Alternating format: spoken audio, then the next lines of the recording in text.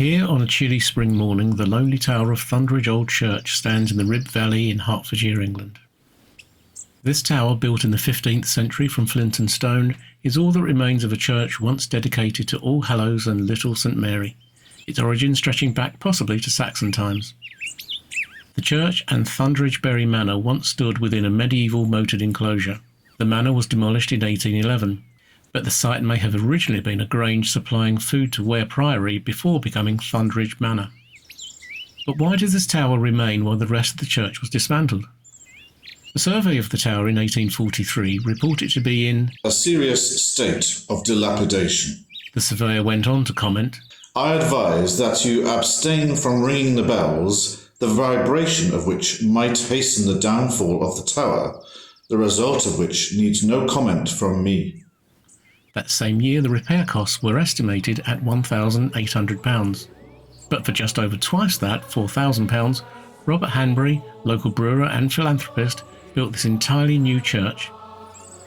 It opened in 1853, just in time because a few months earlier the nave of the old church had collapsed. In 1854, permission was granted to demolish the rest of the church, leaving only the tower. But human nature resists change. Some parishioners continue to worship at the tower, and many asked to be buried in the old churchyard. The last burial took place here in 1882. Today, safety rails surround the tower to protect visitors from falling masonry, a silent testament to the tower's age and its slow decline. No abandoned building is complete without a ghost story, and Thundridge Old Church has more than its fair share, myths and legends often repeated with absolute certainty. One of the most enduring tales is that 3 of these graves belong to young girls who died of extreme cold between November and Christmas Day in 1802, and that their tragic loss gave the road its chilling name, Cold Christmas Lane. A haunting tale. Except, it isn't true. The 3 young girls were from nearby Standon, their family wealthy enough to afford burial here.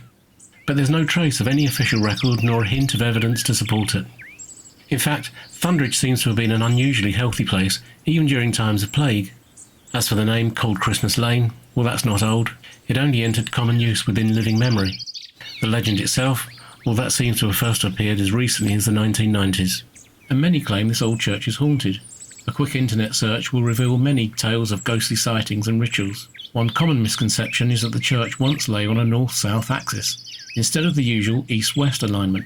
North-south alignment must surely be a sign of the devil, the rumour mongers would have us believe, and must be the cause of the church's demise. In reality, however, like most churches, it is aligned east-west, as can still be seen in the surviving structure. A modern distortion of the facts built on whispers while ignoring the evidence. But if we put the ghost stories to one side, there is a genuine mystery here. This is the Pelham buckle. It used to appear on numerous positions in the tower. It's on the south side of the tower about 5 metres above the ground. The Pelham buckle was a symbol linked to Sir John Pelham, a knight who fought at the Battle of Poitiers in 1356. John Pelham played a key role in capturing the French king, John II. The English king was so pleased that he removed the buckle from his sword belt and handed it to Sir John as a reward. From then, it became the badge of the Pelham family. The buckle appears more frequently in Sussex, where the Pelham family held power for centuries. But here's the puzzle. Why does it appear here at Thundridge? Some suggest it could be linked to land ownership, perhaps a connection between the Pelhams and the lord of the manor. Others wonder if a forgotten marriage between noble families brought the symbol here. So while Thundridge Old Church may not have ghosts, it certainly has secrets. This 3D model of the tower gives us a different perspective of its structure and style.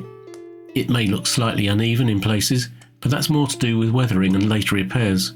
As far as records suggest, the stone tower we see today was largely built in a single phase, solid, simple and functional. A spike once rose from the top, and although there may have been later alterations or patching, the core structure has stood firm for over 500 years. But this tower is more than a local landmark. Threads from Thundridge Old Church stretch far out beyond Hertfordshire. There are links to the abolition of slavery, to a global brewing empire, and even, strangely enough, to the Disney family. We'll be exploring those connections in future videos. For more information, visit thundridgeoldchurch.org. History isn't just in museums, the past is everywhere.